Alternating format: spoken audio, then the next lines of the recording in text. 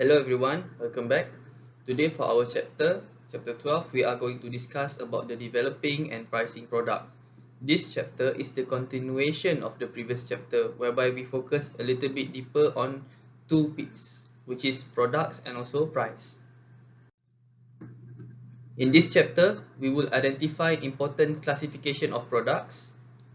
We will also discuss the activities involved in developing new products. We will then finally examine the setting prices that appeal to each target audience.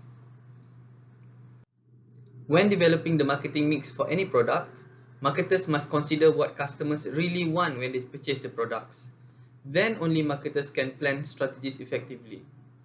Whether it is a physical goods or services or maybe some combination of the two, customers get value from various benefits, features and rewards associated with the product. Product features, if you see here, so we look at product features. Product features are the qualities, whether it's tangible or intangible, that the company builds into its product, such as a 1.5cc car, or maybe taste and health benefit from vitamins, or the style of the shirt itself. These are all product features. Today's customers regard a product as a bundle of attributes, benefits and features, which if you take them together, marketers call them as the value package. This one here. Increasingly, buyers expect to receive products with greater value, with more benefit and features at a reasonable cost. So, firm must compete on the basis of enhanced value package. Let's take example of value package when buying a laptop. When purchasing a laptop, customers will get all the following value package, which are attractive colors and design, useful software packages, attractive prices, discounts, and also warranties. These are all what we call as the value package. We can classify products according to expected buyers, who falls into two categories: buyers of consumer products and also buyers of organizational or industrial products. As we saw earlier in chapter 11, the customers and industrial buying processes differ significantly. Similarly, marketing products to consumers is very different from marketing products to companies and other organizations. Consumer products are divided into three categories that reflect buyers' behavior. The first one is convenience goods and convenience services. The second one is shopping goods and shopping services. The last one is specialty goods and specialty services. Let's take a look at each of them a little bit deeper. The first one here, convenience goods and also convenience services. These types of products are consumed rapidly and regularly. They are inexpensive and are often purchased with little input of time or effort. So, example of convenience goods is maybe milk, newspaper. An example of convenience services are those who are offered by fast food restaurants. Again, they are consumed rapidly and regularly. The next one are shopping goods and shopping services. Example of shopping goods are appliances and mobile devices. Example of shopping services such as hotel or airline reservation. These type of goods, they are more expensive and they are purchased less often than convenience products. So we are discussing these two, yeah. Consumers often compare brands and sometimes in different stores and also through internet searches. They may also evaluate alternatives in terms of style, performance, color, price, and other criteria. The last one is specialty goods and also specialty services. Example of specialty goods such as wedding gowns and also specialty services may be catering for wedding reception or healthcare insurance. These are extremely important and they are expensive purchases. Consumers normally they decide on precisely what they want and will accept no other substitute. They often go from sources to sources, sometimes spending a great deal of money and time to get a specific products. Let's move on to the organizational products, or sometimes called as industrial products. Depending on how much they cost and how they will be used, industrial products can be divided into three categories. The first one is production items. Production items are goods or services that are used directly in the conversion or production processes. such as petroleum that is converted into gasoline, and also passenger demand information that is converted later on into bus or train services. Most consumer products, which include food, clothing, housing, and entertainment services, they are created from production items. Okay. The second one is the expense items. Expense items are goods and services that are consumed within 1 year by organization producing other goods or supplying other services. Example of these are oil and electricity for machines, building machines, legal services. So those are the example of expense items. The last one is the capital items. Capital items are longer lasting. They are expensive and sometimes permanent goods or services. They have expected life of more than a year. They typically are expected to last several years. Example of this is building itself. So this is the examples of categories of consumer goods. You can see the categories here. Okay, you can also see the description, which I have summarized, and also the examples here. You can take your time later on. You can pause this and then you can maybe take 1 minute to read it quickly. This is the example of organizational product, or we call as industrial products. You can see the category also here, the description here, and also the examples here, the one that I just summarized later on. Again, you can take 1 minute, pause this video and read this slide. Moving on, we are now discussing how a company develop new products. You see, to expand or to survive, firms must develop and introduce new products to the market. Even products that have been popular for decades need frequent renewal to keep up with the changes in technology, maybe changes in consumer taste. But creating a new product requires brainstorming, it requires market testing and other things which will delay the launch of the product to the market. You see, the faster the product is being introduced, the higher chance it will survive and become a leader in the market itself.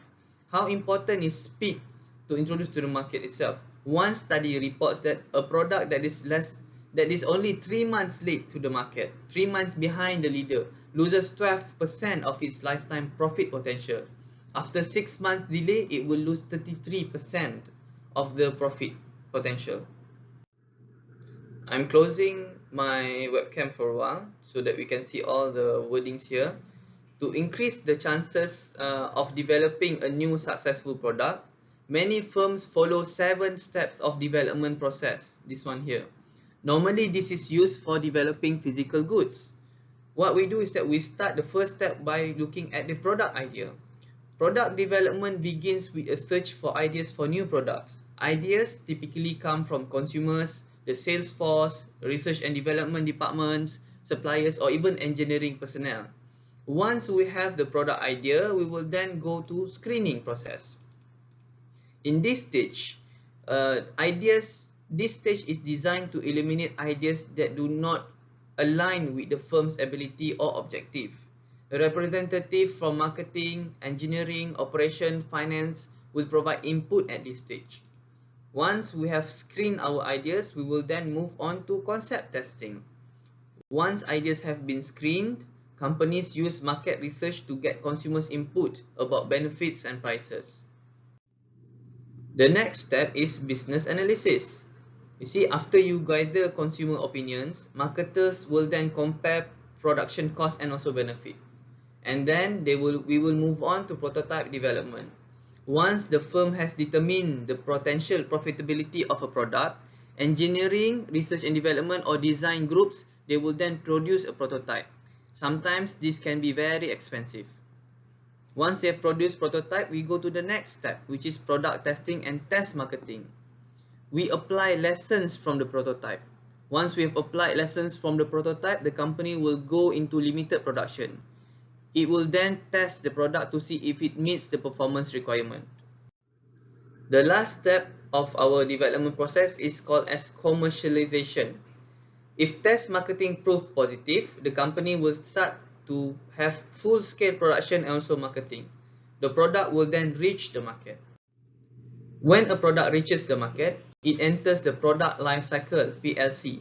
PLC is a series of stages through which product passes during its commercial life. Depending on the product's ability to keep attracting and also to keep their customers, their PLC may be a matter of months, years or decade. PLC is like a life of a product. It starts, product will start, they will grow, and also they will end in decline or even death of the product. And just like human life, some products have longer life while some have a shorter lifespan. We can see the stages of PLC here. So we have 4 stages: introduction stage, we have growth stage, we have maturity stage, we also have decline stage. These are all the 4 stages of product life cycle. Let's take a look at each of the 4 phases of product life cycle. The first one is the introduction phase or introduction stage. At this stage begins when product reaches the marketplace. Here, marketers focus on making potential customers aware of the product and also their benefits. And then, the product will move on to the growth stage. If the new product attracts enough customers, sales start to climb rapidly. Marketers may lower price slightly and still continue promotional effort to increase their sales. At this stage, the product starts to earn profits as revenue surpasses costs. But during this phase, you will see competitors start offering products similar to yours. And then the product will move on to maturity stage. This is normally the longest stage in PLC for many products. During this stage, you will see growth in sales until it reaches max sales before they slowly decline. Although the product earns its highest profit level early in this stage, increased competition will eventually force price cutting. Towards the end, sales start to fall.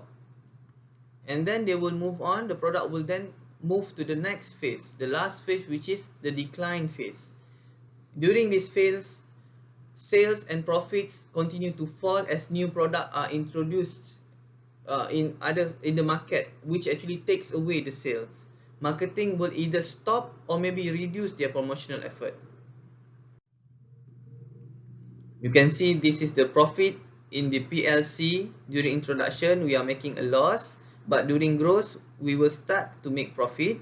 Maturity is where we make most of the profit, and then you can see profit decline or stagnant itself. Companies try to keep products in maturity stage as long as they can. Hence, we have 3 ways to extend our product life. The first one is product extension. In product extension, an existing market is marketed globally instead of just domestically. Coca-Cola, KFC, Levi's are all examples of many product extension. We can also use product adaptation. With product adaptation, the product is modified for greater appeal in different countries. In Germany, for example, a McDonald's meal includes beer. And also company Ford puts steering wheel on the right side for sales in Japan, or also in Malaysia. Because it involves product changes, this method is actually more costly compared to product extension.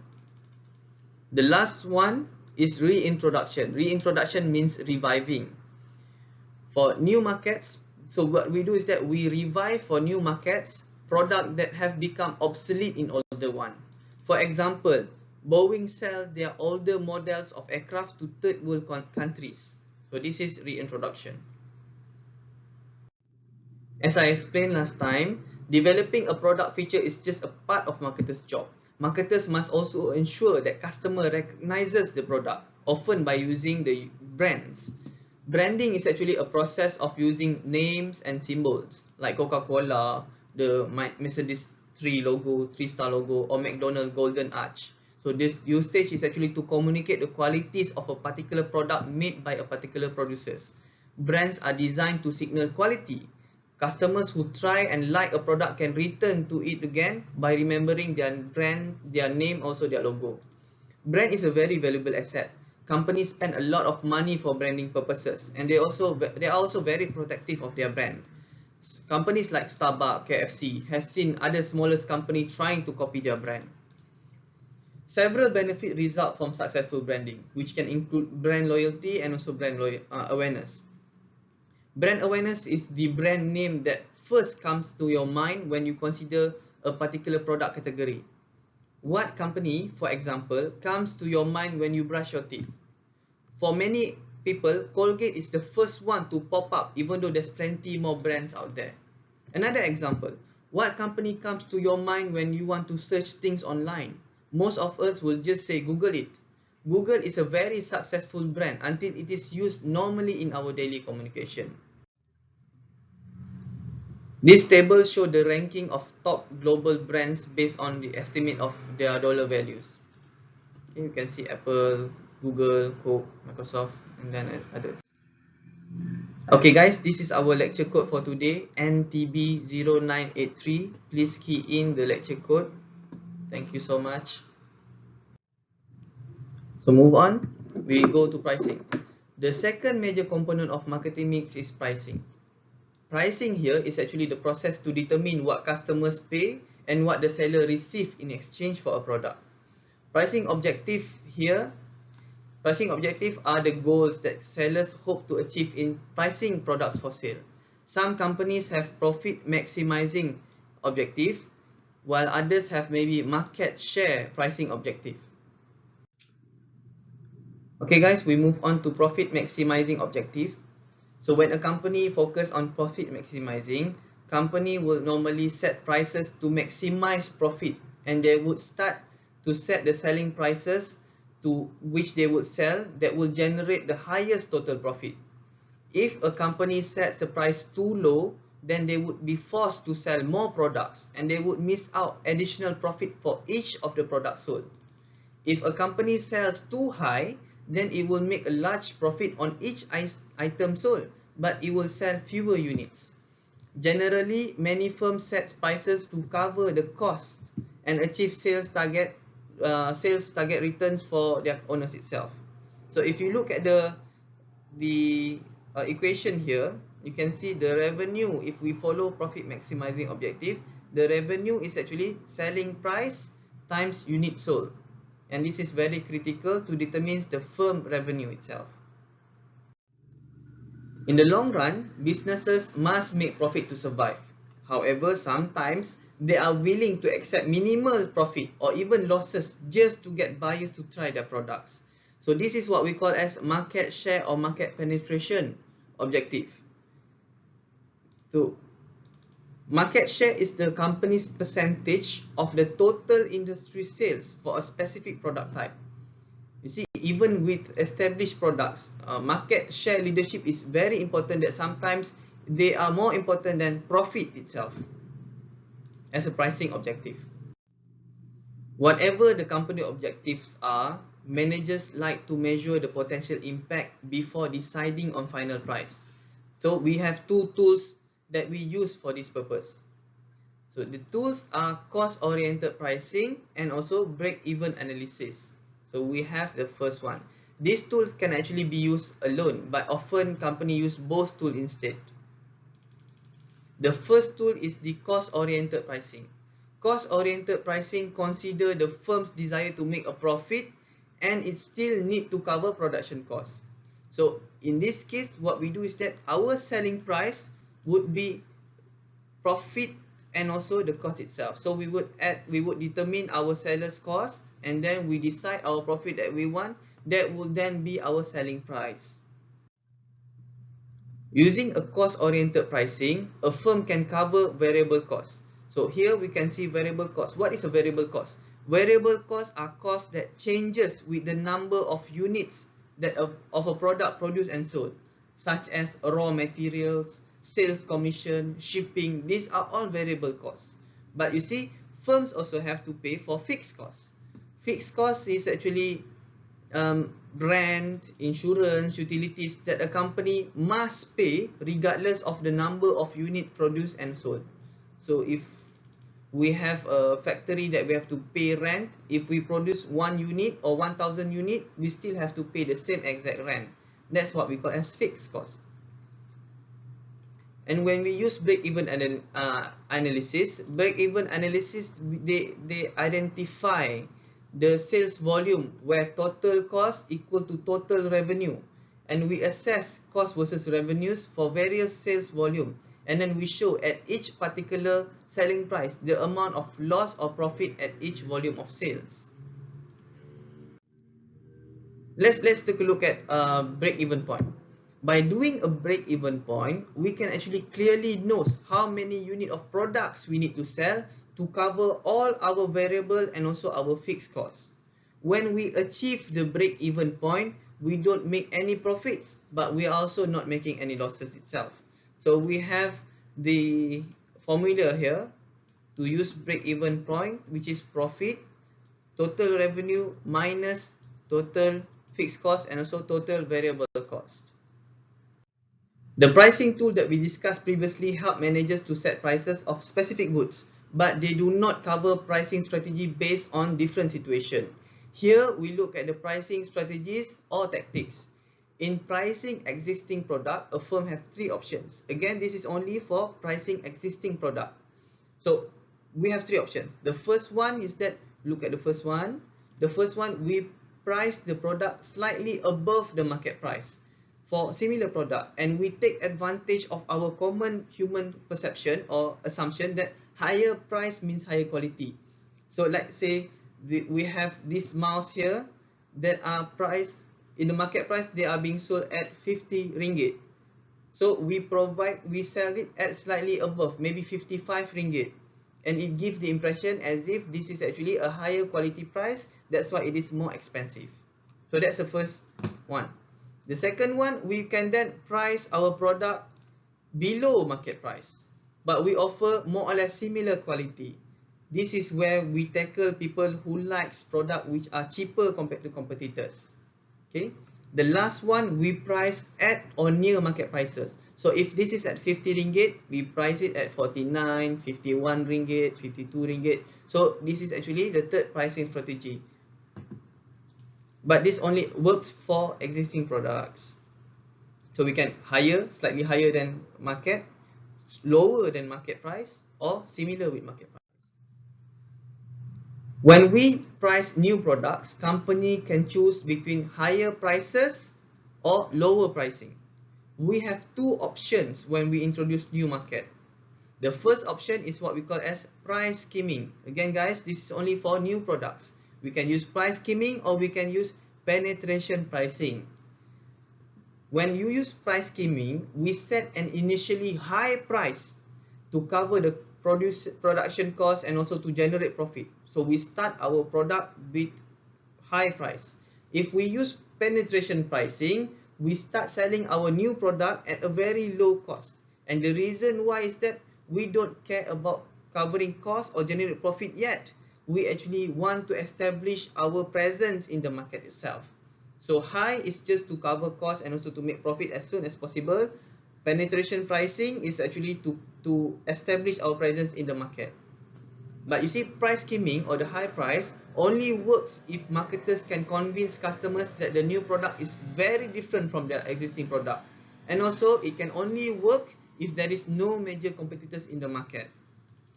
Whereas penetration pricing, lower pricing, only works when you have competitors or you expect to have competitors very soon. This is just to stimulate trial purchases and also get customers' interest. So we have to look at situation to decide whether we use price skimming or penetration pricing. Now we focus on pricing tactics. There are three pricing tactics that we are going to cover today. The first pricing tactic is actually bundling strategy.